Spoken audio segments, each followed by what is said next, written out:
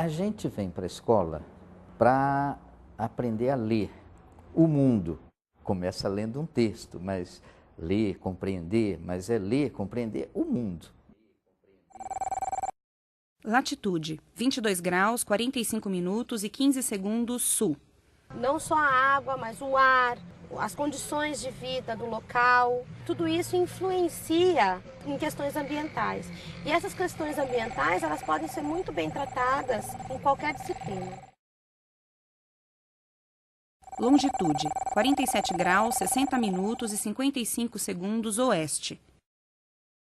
Fica mais fácil a gente entender muita coisa, porque as matérias são interligadas, a gente não aprende coisas isoladas. Nasce na cidade de Campinas, interior de São Paulo. Ele é um foco de cultura, um foco de pensamento, de discussão, de argumentações, de trabalho em cima assim constante. 70% de sua área está localizada em perímetro urbano. Não tinha conhecimento nenhum assim, sobre o Rio, sobre por onde ele passava, o que ele era. E agora ele significa uma oportunidade de ver as coisas diferentes. Esta é a Alejandra. É do Ribeirão Anhumas que ela e os outros estão falando. O Anhumas fica próximo à escola e está presente na vida dos alunos. Por isso, Ribeirão foi escolhido como tema de um projeto de educação que reúne a Unicamp, a Universidade Estadual de Campinas, e 2 escolas públicas da região. Uma delas é a Escola Estadual Ana Rita Godinho Pousa, onde a Alejandra estuda.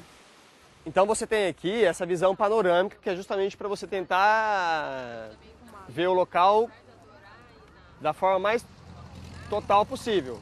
Onde está na imagem satélite essa ocupação?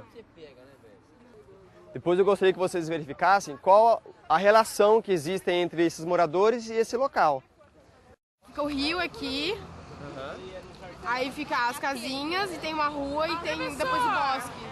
Eles ficam perdidos no meio disso. Então, vocês estão mais ou menos em 40... Isto é uma aula, uma maneira diferente de ensinar e de aprender.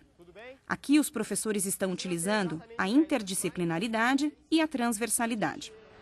Para entender esses 2 conceitos, ouvimos o professor Nilson José Machado, que é da Faculdade de Educação da Universidade de São Paulo, a USP. A interdisciplinaridade surgiu como um chamado para que as disciplinas não mudassem os seus objetos, mas que houvesse relações mais fortes entre as disciplinas. A realidade não é disciplinar. A escola é, a realidade não é, né? E os alunos se interessam por temas como a água, os rios, a energia.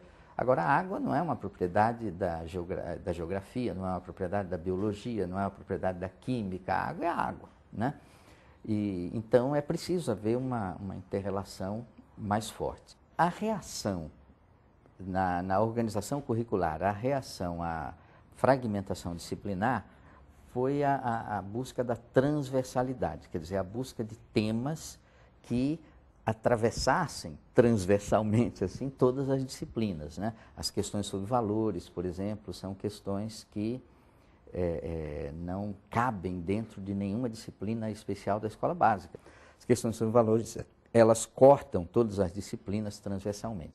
Estas questões sobre valores, aqui o professor Nilson se referiu, podem ser vistas em atitudes como cooperação e cidadania. Temas como saúde e meio ambiente também atravessam as disciplinas e podem ser estudados de maneira transversal.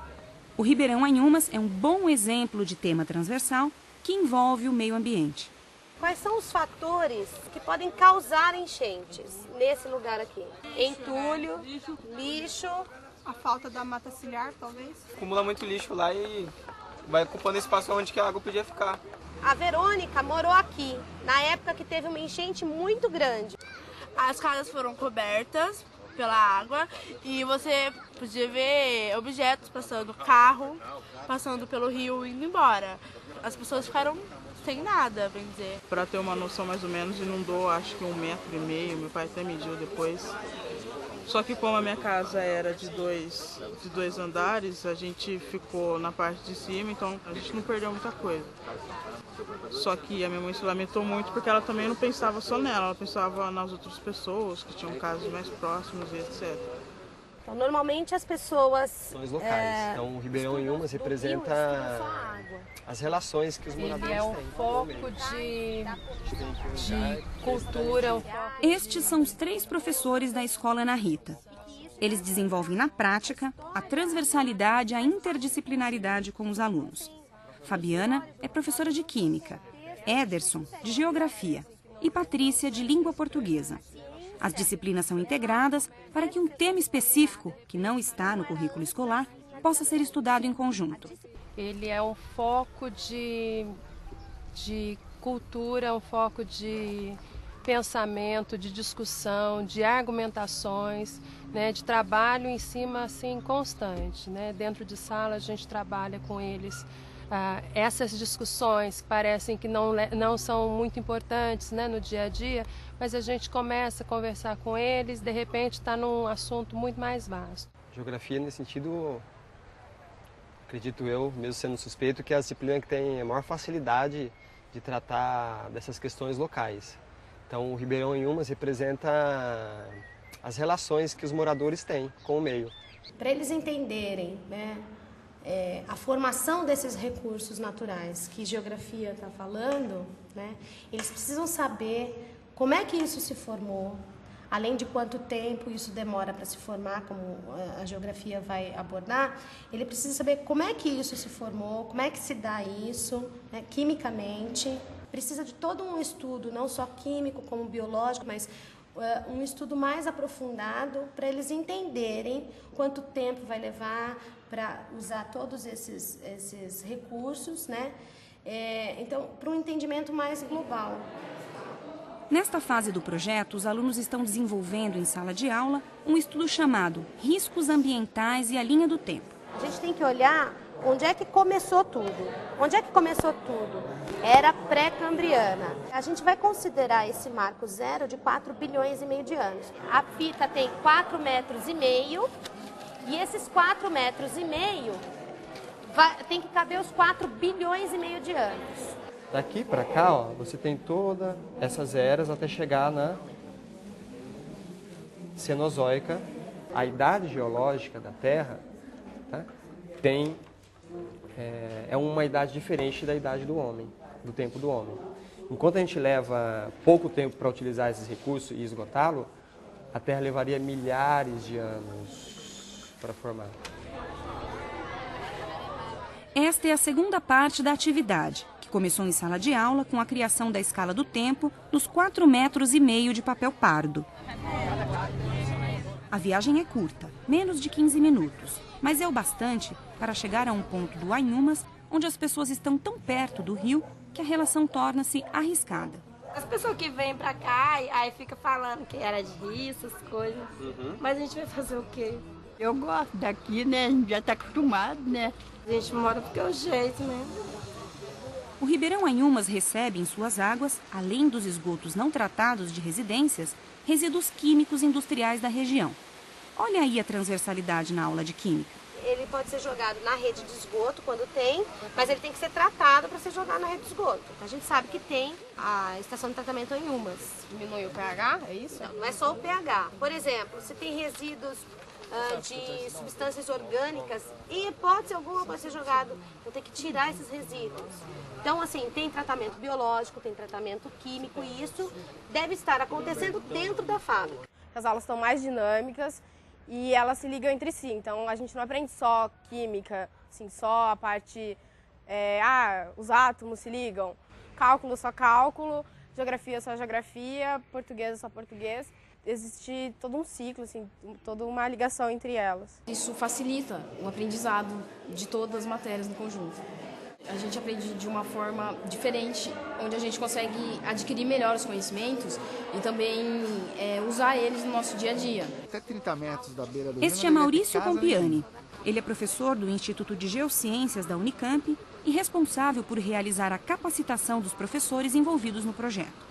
Nossa intenção era construir um currículo mais regionalizado, tratando dos problemas que eles vivenciam, da história que eles participam. A gente vem para a escola para aprender a ler o mundo, começa lendo um texto, mas ler, compreender, mas é ler, compreender o mundo. Leitura, compreensão, expressão, isso a gente busca na escola. Agora, o mundo não é disciplinar. Esse é o ponto, né? Então, para entender isso, que é a função da escola, né? Criar essa condição de se ler e compreender os fenômenos, é preciso que na escola a gente faça essa ponte entre o disciplinar e o transdisciplinar.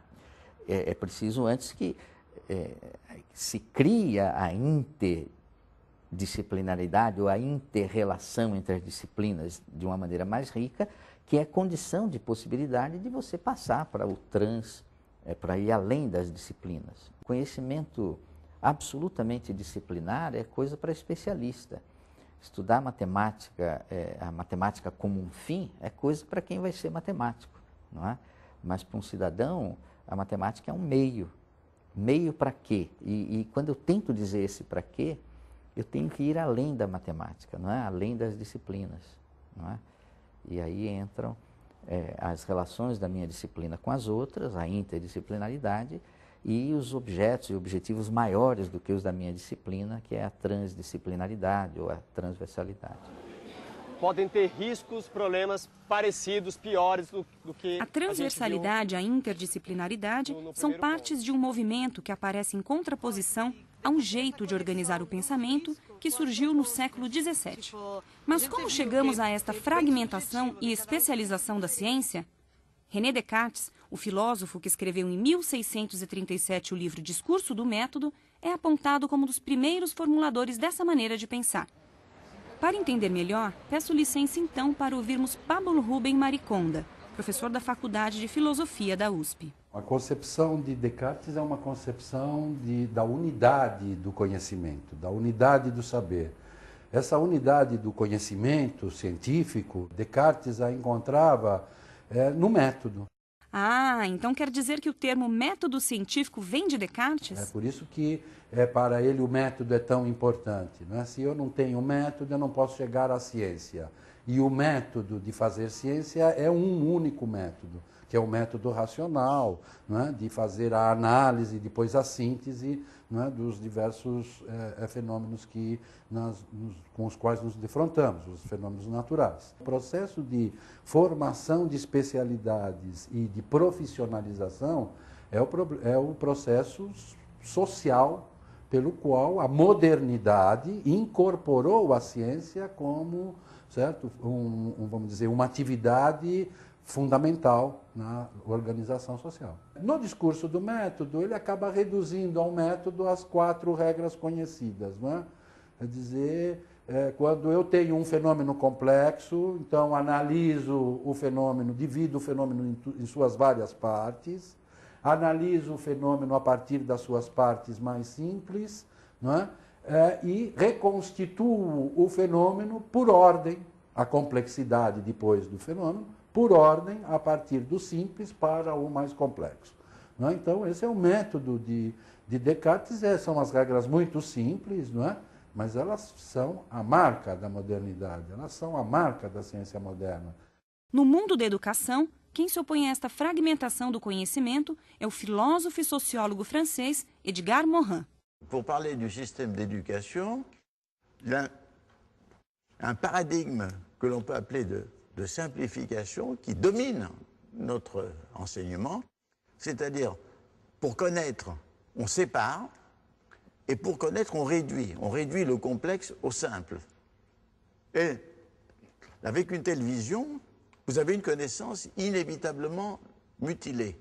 Alors que le problème est de pouvoir obéir à un paradigme qui nous permettrait de distinguer tout en reliant.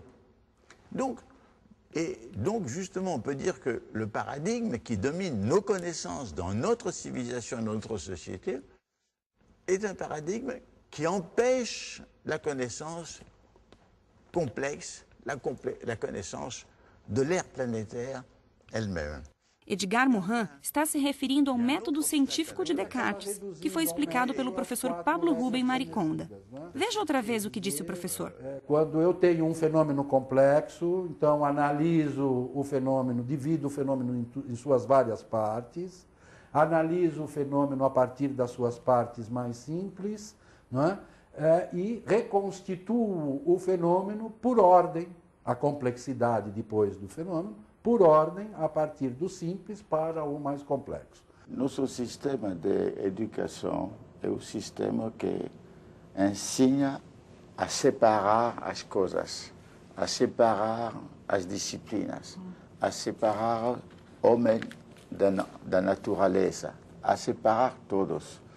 Não ensina a religar, a reformar o pensamento, para religar e para enfrentar os desafios que são globais e multidimensionais. Você tem que juntar outros métodos, métodos contextualizadores e métodos alternativos, vamos dizer, e abordagens alternativas, para que você possa ter uma visão mais unitária, né? E não ficar só nas especialidades e não vendo depois efeitos em outras áreas, né? Do uso de determinado conhecimento científico.